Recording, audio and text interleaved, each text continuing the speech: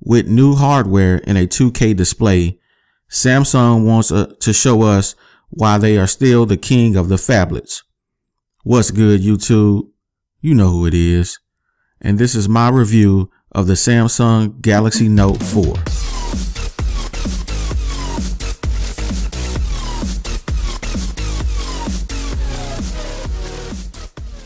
With iteration after iteration of plastic, Samsung has finally stepped up their game with a metal band around the phone, which gives the Note 4 a very premium feel.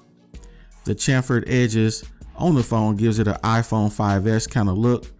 The feel is definitely an upgrade in all facets of the game. With the faux leather backing and the metal, you definitely will not want to slap a case on this phone. Now, taking a tour around the phone, we have the power button on the right of the phone, and on the left hand side we have the volume rockers. The top we have the 3.5mm jack and the IR blaster. The familiar capacitive buttons for multitasking and the back make their return to the Galaxy Note, along with the home button that also acts as the fingerprint scanner. Bottom of the phone we have some microphones, the charging port, and the S Pen tucked away in the bottom right hand corner. Now, the display on the Galaxy Note 4 is gorgeous. By far the best display I have ever used on the phone. Using it next to my LG G3, it really shines through as the clear winner. Now, I don't get to review all the phones, but the 3 or 4 phones that I've had this year, it definitely shines through as the big dog when it comes to displays. The Quad HD display is just great. I love the highly vivid and overly contrasted displays that Samsung puts out there. The colors just pop off the screen. The 2560 by 1440 display with 541 ppi is on point. Now, the performance of the Galaxy Note 4 is a mixed one. Despite the beastly specs that the phone comes with, you know, a Snapdragon 805 2.7 gigahertz processor, the Adreno 420 GPU, and 3 gigabytes of RAM, you would expect the phone to fly, but it lags out from time to time. And I experienced it most, you know, with the TouchWiz launcher. After having the phone for about 5 days, I switched out the launcher for Nova Launcher, which is what I'm using right now, and it's a great improvement. The Samsung keyboard isn't the best as well. It isn't the worst, but I definitely switched it out for something that worked better for me. Now, playing your favorite games on the Note 4 is going to be great. It doesn't lag out or stutter when playing video games. So if gaming is your thing, you should have no problem whatsoever. You know, I've been able to do quite a few different things, multitasking with the device without an issue. There is lag there, but it's few and far in between. Now, the Note 4 is sporting a 3200 milliamp battery, which in my testing gave me about 9 hours of use. I am a heavy user, and from time to time, you know, I get up and go to bed and I'm on the phone. I'm on the phone all the time.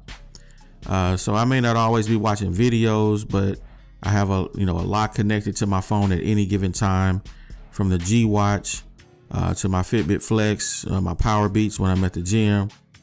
So, you know, my everyday job, I work from home. So when my phone goes dead, I plug my phone in to the charger. And speaking of that charger, it gives you 50% charge in 30 minutes. That's definitely a good look. So probably about a little bit over an hour, you're at 100%. So you also have the ultra power saving mode, which turns 20% into hours of use, you know, so you can get just the essential things that you need to work on the phone. There were times when I would, have a light day and would be able to make it through the entire day without charging the phone. You know, if I, was just out and about, really wasn't paying attention to my phone, I was able to make it through all day. I think Sunday, I was able to make it through all day and I didn't have to charge my phone at all. A removable back gives you something that most Android phones gives you today with expandable storage. You can expand your storage by putting a 128 micro SD card and never have to worry about having enough space on your phone again. The speaker on the Note 4 again is in a terrible place. You will muff out the speaker when watching videos with your hand. Using the cuff method to redirect the sound back to you is one way to get sound coming to your face. This isn't really a big deal for me because I use headphones mostly when I'm looking at content on my phone, but for you this may be a deal breaker. The camera on the Galaxy Note 4 is getting better. It has optical image stabilization and a 16 megapixel shooter, which should help out in low light situations. With a Samsung camera, they will throw everything in the kitchen sink at you with all the features that you can find on the phone. The Note 4 has features like 240 frames per second slow motion video, 4K video recording, optical image stabilization that also helps out with that shaky hands that some of us have. They have several modes like selective focus, panorama. You can use change up the file size of the picture. Also with the 3.7 front facing camera, has a wide angle lens, also allowing you to fit more people in your selfies if that's what you're into. So that's definitely a good look. Now, as I hinted earlier, TouchWiz does make its return to the Galaxy Note 4, and my phone will look differently than yours because I did get rid of the slow laggy TouchWiz interface. Now, once you get rid of TouchWiz launcher, you will find all the features that Samsung gives you will be pretty much overwhelming. To take a look at a few of them, we have multitasking, which allows you to run multiple applications at the same time, and which has always been a great feature of the Note line, and it also works on the S5, S4, S3, but the Note 4 takes it to a whole nother game, a whole nother level. See here, they also have a feature that allows you to resize certain apps that make them smaller, like floating type windows, which is pretty cool in itself, but it can become a little annoying when trying to look at your notification center. It makes the app smaller when you really don't want to. You just want to pull down the notification shade. You can have several of these windows open at any given time, taking multitasking to an entirely different level. You can actually minimize them into like a little chat head, and you can open them on the fly, snap a picture, and keep it moving. Now, it wouldn't be a Note 4 without the S Pen, and the S Pen delivers again with some great features. Action Memo is an option that allows you to create a memo that you can turn into writing into actions, such as sending an email or navigating to a location. I find this one handy when basically someone gives me their address when they want me to come through and hang out or whatever. So Smart Select is also a cool one where you can clip part of an article to send it to someone. I found that very reliable when trying to use to share stuff on Instagram, something like that. So Image Clip is also pretty cool. You can clip an image from the net, save it to your scrapbook.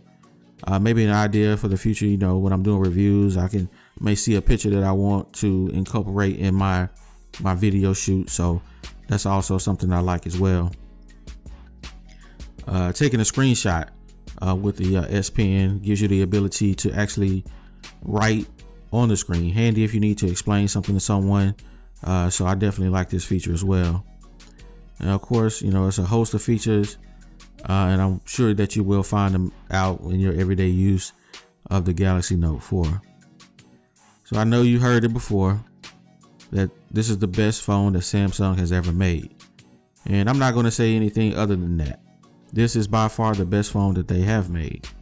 But with sales low on this device, I think people have just been turned off by the lackluster quality hardware Samsung has been using over the years, including myself.